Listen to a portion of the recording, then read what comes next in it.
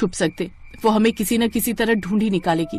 ऐसा करते इस जादुई छड़ी को हम एक बच्ची के रूप में बदल देते हैं। हाँ, ये सही रहेगा बहन। दोनों चुपके से बाहर निकली। बाहर निकलकर तीनों ने उस जादुई छड़ी को जमीन पर रखा और अपने जादू से उसे एक छोटी सी प्यारी बच्ची बना दिया। तभी अचानक आसमान में काली परी उन्हें चमकती हुई दिखाई दी। मुझे लगता है काली परी हमारे पास पहुंचने वाली है। तीनों परियां उस बच्ची को छोड़कर वहां से भाग गई। थोड़ी दूर पर एक नदी थी और नदी के अंदर ही वो तीनों समा गई। अभी तो ये तीनों यहीं कहीं भटक रही थी, अचानक कहाँ चली गई? आखिर कब तक बचोगी तुम तीनों मुझसे? वो छोटी सी बच्ची उसी जंगल में पड़ी रही। सुबह सुबह एक गरीब किसान वहाँ लकड़ी काटने आया तो उसकी नजर उस बच्ची पर पड़ी। कितनी प्यारी बच्ची है ये। कौन इतनी प्यारी बच्ची को यहाँ छोड़कर चला गया? जब पाल नहीं सकते तो पता नहीं पैदा ही क्यों कर लेते। मोहन ने उस बच्ची को अपनी गोद में ले लिया। गोद में आते ही वो मुस्कुराने लगी। कितनी प्यारी मुस्कुराहट है इसकी मुस्कुराहट से तो मैं अपने सारे दुख दर्द भूल गया। मैं इसे ममता के पास लेकर जाता हूँ, वो बहुत खुश हो जाएगी।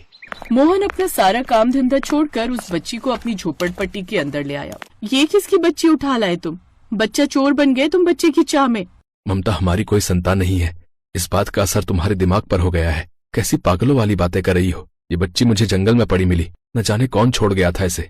अच्छा, कितनी प्यारी बच्ची है ये, लाओ मुझे दो। ममता ने उसे अपनी गोद में ले लिया। दोनों पति पत्नी उस बच्ची के साथ खेलने लगे। वो बच्ची भी खुश थी। कहते हैं ऊपर वाला जब देता है तब छप्पर फाड़ कर देता है। ये तो बिल्कुल परी लग रही है, इसकी आंखें तो देखो। हाँ ममता, मुझे भी कुछ अजीब लग रहा है। एक अनजान आदमी की गोद में आकर इस बच्ची को रोना चाहिए।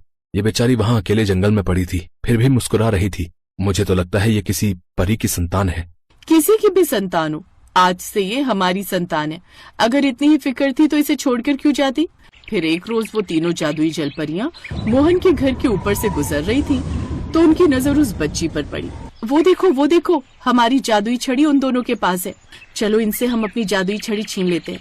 इसको ये लोग बच्ची समझकर प्यार कर रहे हैं, ये गलत है। तीनों जलपरियां नीचे की तरफ उतरने लगी।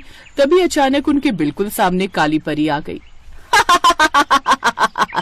बहुत सालों बाद मिली हो, लेकिन आज मैं तुम तीनों को छोड़ूंगी नहीं। जल्दी से बताओ तुम्हारी जादुई छड़ी कहाँ है? तीनों जलपरियों ने एक दूसरे की तरफ देखा। अचानक वहाँ से भागने लगी। काली परी भी पीछे पीछे भागने लगी। भागते भागते तीनों फिर से नदी के अंदर चली गई। ये तीनों जलपरी होने का कुछ ज्यादा ही फायदा उठाती हैं। जब देखो तब नदी के अंदर घुस जाती हैं। मैं नदी के अंदर जा नहीं सकती। मैं ठहरी आसमान की परी, लेकिन कब तक बचेंगी ये? जल्दी मेरे हाथ लगेगी। ऐसे ही समय बीतता गया और वो बच्ची 5 साल की हो गई। मोहन और ममता ने उसका नाम परी रख दिया। ऐसे ही समय बीत रहा था। फिर एक दिन